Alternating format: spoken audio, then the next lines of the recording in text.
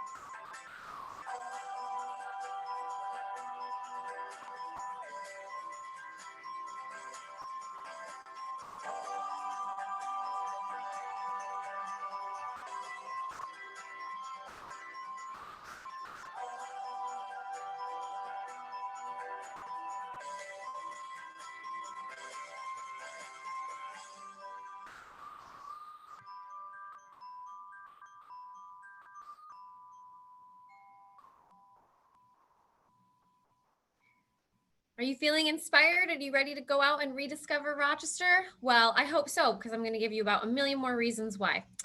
So again, just a little bit of information about Rochester. We are, as I said, the third largest city in New York State. As you can see, we are very conveniently located for exploring not just the Rochester area, but really, the entire Finger Lakes region. Certainly, we're convenient to Western New York. We're just 90 minutes from Niagara Falls. When the border is open, we're under 3 hours from Toronto, so really well positioned. We like to say that we're the perfect base for your upstate New York getaway.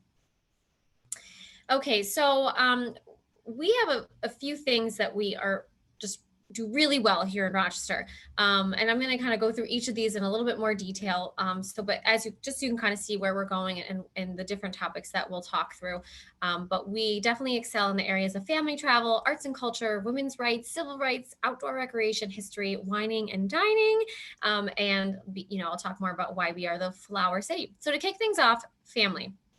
I'm not sure, if you're looking to plan a trip for any extended families, multi-generational travel, traveling with younger children, but Rochester is really the perfect fit for families of all ages, of all sizes, of all types. We are really, truly one of the best destinations for families. We have more than 75 experiences for families within an hour's drive of Rochester. So chief among them include the Strong Museum, which I talked about earlier, which you can see the Strong pictured in the upper right-hand corner. The Strong is really, there's nothing else like it, and it is a must-visit experience. So the Strong Museum Play, must visit. On the left, we have here, this is the Strassenberg Planetarium at the Rochester Museum and Science Center. The planetarium at the Museum and Science Center actually just received a little bit of an update. In 2019, they finalized that. So it has new cameras in place and some new seating and new features, but it's actually one of the largest planetariums in the country. And they have a wide range of programming on top of everything that goes on at the museum itself. Again, a must visit for all ages. And then in addition to those two, the Seneca Park Zoo, which has been a really popular spot for folks just to get outside, see the animals, especially during the past few months while we've been in more of a quarantine mode, but they have been taking a lot of precautions, and they also are in the midst of ongoing expansion. So actually at the end of the end of 2018 it was, they introduced a whole bunch of new animals to the zoo, including giraffes, adorable red pandas, and even some zebras. So in addition, for families, many other museums that you may not think of typically as family-friendly places, they really do have programs and offerings in place for families, such as the George Easton Museum, the Memorial Art Gallery, and not to mention all the wonderful things you can do outdoors, family-friendly restaurants, or just other recreational things like going go-kart racing at RPM speedways, going to Lasertron, or going to rock climbing at Rock Ventures. There's really something for every family. So, in terms of arts and culture as well, so we talked about some of the family-friendly museums, but we also have a really wonderful breadth of other museums to experience and enjoy. And again, these have all just reopened after sometime closed because of COVID. So the George Eastman Museum, I picked like what my favorite museum was, but it really is such a toss-up because the George Eastman Museum is something that's so special. The Eastman Museum is located in the historic home of George Eastman, founder of Kodak. His beautiful mansion is located on East Avenue here in the city of Rochester, which is just a lovely place to not only visit the museum, but I encourage you to park your car, get out, stretch your legs, walk up and down East Avenue, enjoy the sights of these beautiful old historic homes. But the Eastman Museum is actually the oldest photography museum in the world, and it's home to one of the largest collections of film in the world. And we're really excited because the museum actually just cut the ribbon on a brand new visitor center. So it was so thrilling for our team and our community to have something to cut the ribbon on and celebrate the opening of, especially during this time. So this new visitor center, which you can see in the photo on the right, it's beautiful, it's modern. They've brought back a Kodak Colorama as part of so you really, as soon as you park your car, you're now going to see something from the museum's archives. Right now, they have this older photo of the Taj Mahal on display. There's a theater at the Dryden Theater at the museum, new gift shop, new cafe. The list goes on. It's a must visit. And when I think about like socially distant activities, like I think obviously wearing your mask, but it's just such a lovely way to kind of take a reprieve from everything else that's going on, and just to spend some time amongst all these beautiful art and cultural treasures that we have here. So we talked about the East Museum. Next up is another one of my absolute favorites, the Memorial Art Gallery. I mentioned earlier, best depth and breadth of a collection in New York State, outside of New York City. And I'm so excited to share that starting in October 25th, I believe, the MAG is going to be debuting a brand new to us Warhol exhibit. So this is a preview of that collection on the right. But again, wonderful art. Check out the Warhol exhibit, look at the other treasures that are inside. And with all of our attractions, as I said, they're open. Most are encouraging timed ticketing. So again, just plan in advance, book your ticket, you'll be good to go. Okay, so we talked about family, we talked about arts and culture. You can't talk about Rochester without talking about our rich history, especially as it relates to women's rights. So 2020, in addition to being a year that I'm sure a lot of us want to forget, however, this year is the significance of several major milestone anniversaries as it relates to the women's suffrage movement and women's history. So stay with me, but here we go. Number one, 2020 is the 200th birthday of Susan B. Anthony, who spent many years of her life living and working in Rochester. Obviously, she's a legendary suffragist that worked to get women the right to vote. So Anthony, this is her 200th birthday. She lived in Rochester, she worked in Rochester, and she is buried in Rochester's historic Mount Hope Cemetery. So it is her birthday.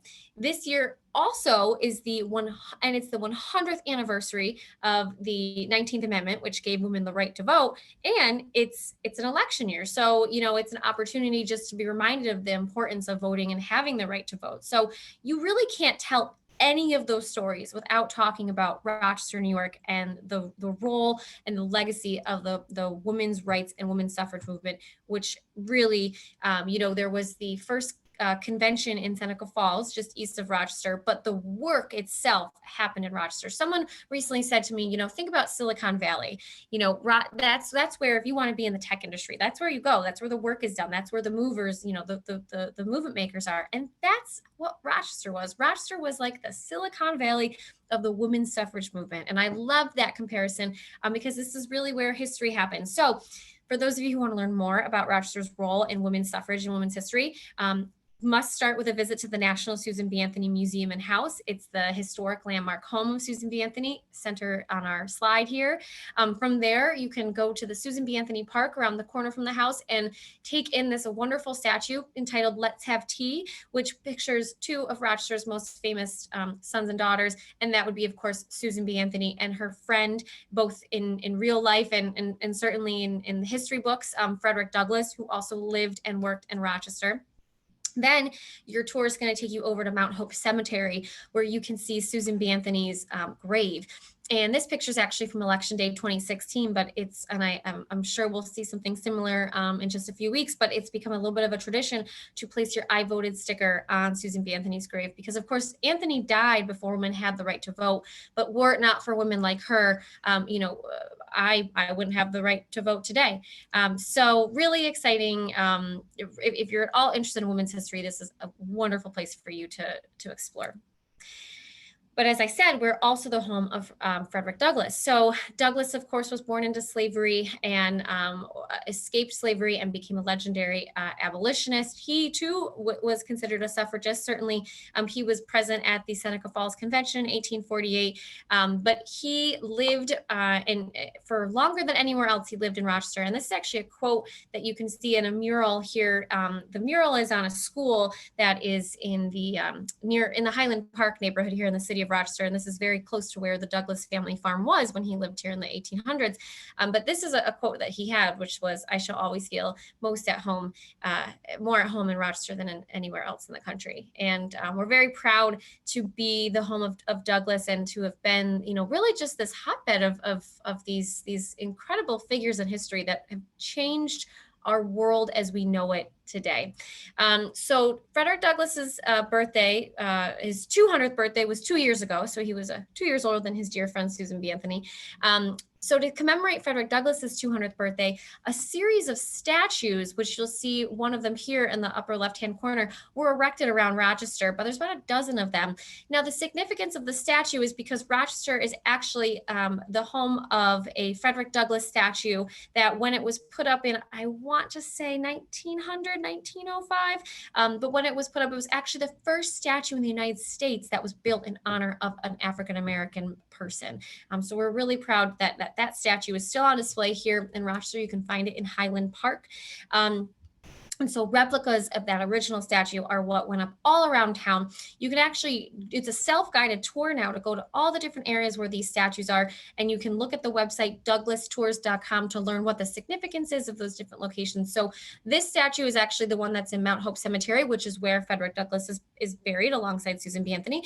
And then also, Rochester has a rich history as having a presence on the Underground Railroad. There's plenty of ways to learn more about that, but this here is Kelsey's Landing, which is actually a location that's on the Genesee River in the city of Rochester. It was the last stop on the Underground Railroad for slaves seeking freedom. In addition to these Frederick Douglass specific sites too, we do have, I encourage you to check out the Rochester Museum and Science Center, as they do have a permanent exhibit that explores Rochester's history as it relates to the Civil Rights Movement and the Underground Railroad. All right, so we've talked about art, culture, women's rights, civil rights history. Well, I know we've all been spending so much time indoors, and we want to continue to find ways to go outside. So Rochester really is a wonderful option for outdoor recreation. Biking, we have wonderful trails for biking, whether you're looking for protected paths like the canal tow path. There's a wonderful Genesee Riverway trail, which is what this picture is here, that goes alongside that trail, countless other trails and parks. And then also just if you want to do any kind of like off-road biking or more mountain biking, limitless options for that as well. Plenty of spots to go hiking, kayaking, paddling, and just wonderful outdoor spaces to enjoy. And then we're also a really great spot for fishing. So being that we're based on Lake Ontario, you can take advantage of the incredible fishing that there is in the lake. This picture actually is from the Genesee River inside Lower Falls Gorge. So this picture of this gentleman fishing is taken in the city of Rochester. If you have not been to Lower Falls, I absolutely recommend you check it out. The foliage right now is stunning, but really whether you want to explore on a bike or go fishing or hiking or whatever, there's something for you here and beautiful natural outdoor sites to enjoy. I'll go over this one quickly, but again, we are a wonderful destination for fans of history. So we've got the Susan B. Anthony legacy and story, of course, our connections to Frederick Douglass, and our rich history with Kodak and George Eastman. And he, again, is just such a fascinating person to learn about. Keeping our Silicon Valley theme going, he was kind of like the Steve Jobs of his time. And so if you haven't been to the Eastman Museum, I highly encourage you to check it out. Also, during the warmer months, but there is some special programming during the fall and winter. Genesee Country Village and Museum, largest living history museum in New York State, brings you back in time to a 19th century village come to life. Wonderful place to learn about our history. And certainly the Rochester Museum and Science Center is another excellent location with which to learn about both our local and state and regional history. Okay, so for foodies, my message to you on food is to go out and support your local restaurants. They are needing your support now more than ever. So just to kind of help underscore that message, here is a piece that we just created aimed at supporting our local restaurants. Enjoy. The role that restaurants play in our community is huge. It's a tough business. It's not just feeding people. We employ your neighbors, that community feeling, bringing people together. Restaurants are the lifeblood of the Rochester community. There's something about being in person at a restaurant, that adrenaline, that energy, just like that spark in the air. Nothing compares to it. I don't want to own a restaurant during a pandemic again. It tested our abilities to see what we could do and how quickly we could adapt. This has been a really challenging time for restaurants. We're only at 50% capacity. A lot of us had to close down for at least a couple of months. We are so grateful for our customers. They've been amazing. They've been so kind. We want to get the information out and let you know how we're doing things safely. We all wear masks. We are all following our protocols. Customers know that they can have a safe experience. When a guest walks through the door at Good Luck, we are so grateful for the people who have supported us over the past 6 months. We would not be here without them. They're why we do what we do. The best way that the community can support restaurants right now is to go to them and dine or be at the bar if you feel comfortable. You know, if you don't, get takeout. If you don't feel comfortable getting takeout, see if they have merchandise or gift cards. We don't want these restaurants that we know and love just close their doors forever.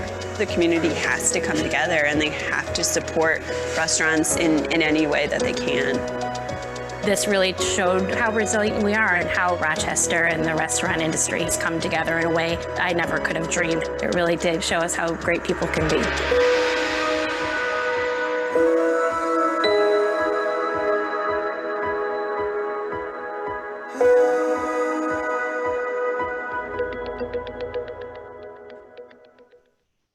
I love that. I'm always inspired to go out and support our local restaurants, but there's so many wonderful dining options here. If you haven't been to any of the amazing restaurants in the city of Rochester recently, I encourage you to check them out. There's some really talented chefs that are doing really great things, and love, and of course, neighborhood favorites are wonderful too. Support your favorite restaurants, but check out someplace new. And then lastly, I'll just touch on the fact. So Rochester is known, our monikers include Flour City, Flour, like what you would bake with, and also the Flower City, Flower.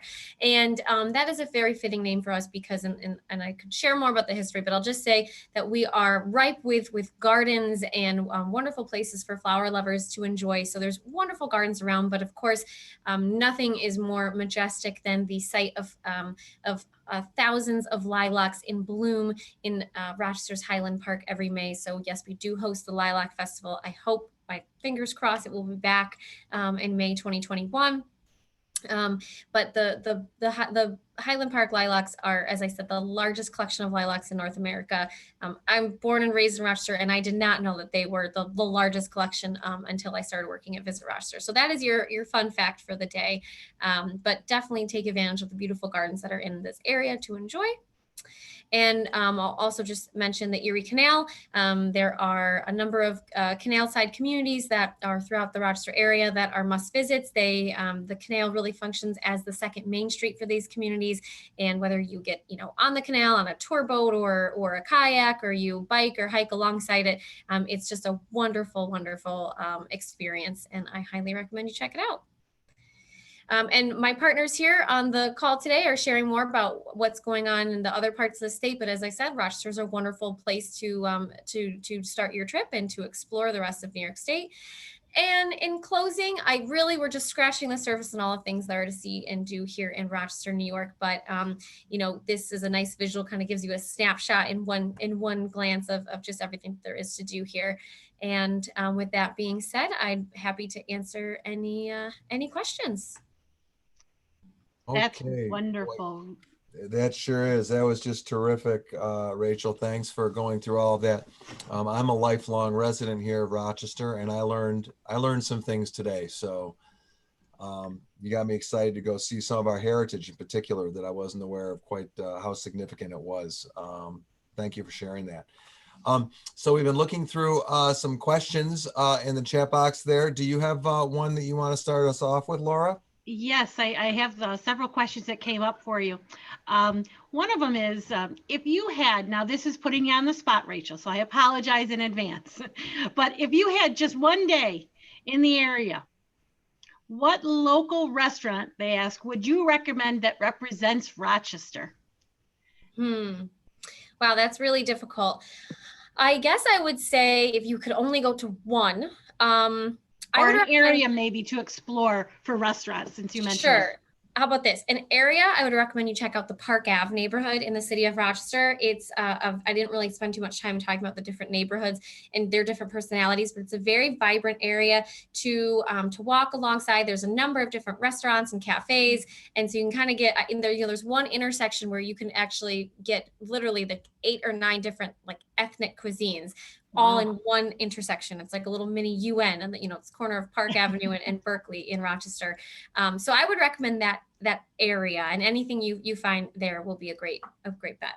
Well, that's a good tip. As I say, I love to go out when we can. And, you know, you mentioned supporting the restaurants. And I think that one of the benefits that you mentioned, or one of the perks I think we should do or consider with Christmas time coming, giving gift certificates to our local, restaurants and local shop, small stores. I think that is great right now. Get the money into the hands of the local businesses. So keep that in mind, everybody. You know, Christmas is coming before you know it. That's a great tip, Laura.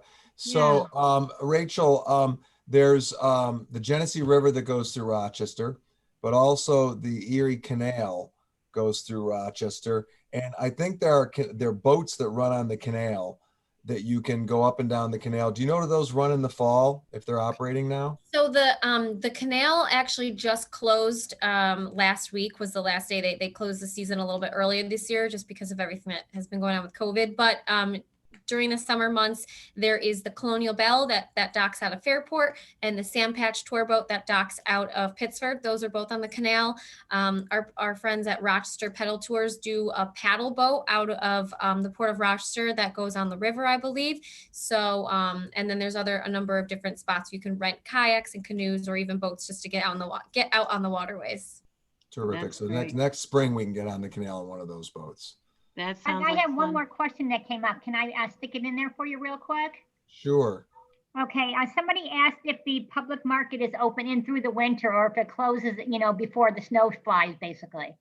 Great question. Oh my gosh, I didn't even mention the public market. Yes, the public market is open all year round, open through the winter. The only days that is closed, I believe, are Christmas, maybe New Year's, but it's open every Tuesday and Thursday and Saturday all year round, even the winter. And there's a beautiful, in the last couple of years, newly constructed indoor shed as well with a number of purveyors. So highly recommend a visit to the market. They've been doing a great job with social distancing, and masks are required, but it's wonderful to go out and support local farmers at this time. That's Wonderful. great. Thank you. And does anybody else have any other questions that came up? Because I have 2 more, but if you want to stick some of yours in, Laura, go ahead. Well, I have something about the winter, since we just were talking about the public market. Any updates? Can you tell us about the winter festival that was such a popular new activity for us with the igloos and everything? People, I understand, flock to it in great numbers. How about this year? What are you thinking? So unfortunately, just because of the ongoing pandemic, the Rock Holiday Village, which is what you're referencing, Yes. has been canceled for this year. But the organizers are looking for ways to maybe still do some kind of pop-up shopping experience. But yes, definitely look for it for next year because it's really been a magical return to downtown in the holiday season. Absolutely. That is fantastic. And I know you also have, you mentioned the zoo. You were mentioning that. Can you tell me, what is a zoo brew? Someone is asking about that. Is that something you're familiar with? Yes. So Again, I'm not sure if they did it this year just because of everything going on, but usually once a month they will do an after hours event at the zoo that's for 21 plus.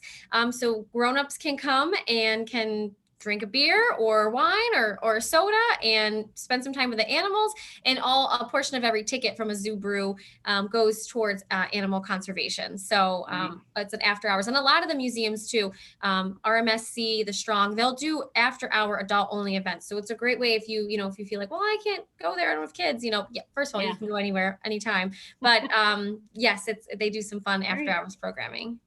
Fantastic. So silly question on the zoo, is it open year round? It is open year round. Yep. And they have some shortened hours in the winter, but open year round. Terrific. And are there new exhibits there, new things that have been announced that we haven't covered that people should want to know about? I was just say, if you haven't been in a couple of years, definitely go check out the giraffes, the red pandas. I think they just added a new rhino, and I think they have some new goats headed to the zoo as well. So giraffes and rhinos in Rochester, New York in January. That's something I've got to see. There you go. And Craig, I do have one more question. Do we have time for one more, do you think? Yes, we do. Yes, we do. Oh, wonderful. I had my own grandchildren come from California with my son and his wife to visit the Strong Museum of Play. And they said they have nothing as fabulous as that in California. That's not the question, by the way.